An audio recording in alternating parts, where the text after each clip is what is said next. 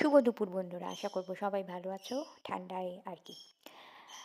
আর বাড়িতে আজকে দুপুরে ভাবলাম একটু খিচুড়ি বানাবো। আজকে বাড়িতে অনেকজন এসেওছে এবং সবাই একটু খিচুড়ি প্রিয়। খিচুড়ি আর ডিম ভাজা, আর কিছুই নয়, বলতে পারো আমাদের একটা বাড়ির ছোট্টখাট্ট পিকনিক। কিচ্ছুই আইটেম নয়।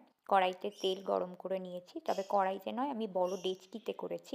জিরে ফোড়ন দিয়েছি, একটু তেজপাতা দিয়েছি, দুটো দুটো শুকনো লঙ্কা দিয়েছি, আর আলুগুলোকে ভাজা ভাজা করে নিয়েছি। আলু ভাজার সময় সামান্য একটু নুন দিয়েছিলাম, আলুটা ভেজে তুলে নিয়েছি। এইবারে দিয়ে দিয়েছি পেঁয়াজ কুচি।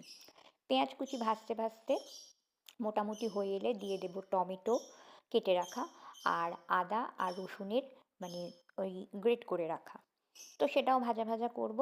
একটু কাঁচা লঙ্কা দিয়ে দেবো, আর এর মধ্যে ধনে গুঁড়ো, জিরে গুঁড়ো, কাশ্মীরি রেড চিলি পাউডার, সামান্য ঝাল লঙ্কার গুঁড়ো এই দিয়ে মশলাটাকে খানিকক্ষণ ওই গরম জলে ভিজিয়ে রেখেছিলাম। তো এবার মশলাটা এর মধ্যে মিশিয়ে নেব, নিয়ে ভালো করে একটু কষিয়ে নেব।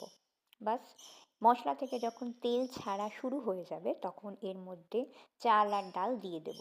তবে চালটা কোনো স্পেশাল চাল নয়, এটা নর্মাল আমরা বাড়িতে যে চালের ভাত খাই সেই চাল, আর মুসুর ডাল। চাল আর ডালটাকে আমি একটু বেশিক্ষণ ভিজিয়ে রেখেছিলাম। আর এবার দিয়ে দেবো পরিমাণ মতো গরম জল। গরম জলের পরিমাণটা যদি আন্দাজ না করতে পারো তাহলে বারে বারে দেওয়া যায়, মানে একবারে বেশি না দেওয়াই ভালো। গরম জল রেখে দেবে, যদি মনে হয় আন্দাজে কিছু ভুল হয়েছে পরে আর একটু জল মেশানোই যায়। নুনটা পরিমাণ মতো দিয়ে দেবো ভেজে রাখা আলু। আর জলের পরিমাণটা আমার দেখে মনে হচ্ছে আর একটু লাগবে, কারণ আমার করে করে অভ্যেস হয়ে গেছে। তো যাই হোক, এবার যথারীতি এটাকে ঢাকা দিয়ে দেবো, ওটা ওর মতো হতে থাকবে। নামানোর আগে দিয়ে দেব ভাজা মশলা। অবশ্যই আমি বাড়িতেই ভাজা মশলাটা তৈরি করে নিই। আর খিচুড়ি ভীষণ টেস্টি হয়। আর মুসুর ডালের খিচুড়ি তো আলাদা করে কিছু বলতেই হয় না। যাকে, তো মোটামুটি দেখতেই পাচ্ছ প্রায় 1 গামলা খিচুড়ি হয়েছে, কারণ আমরা অনেকেই আছি। তো খিচুড়ি রেডি।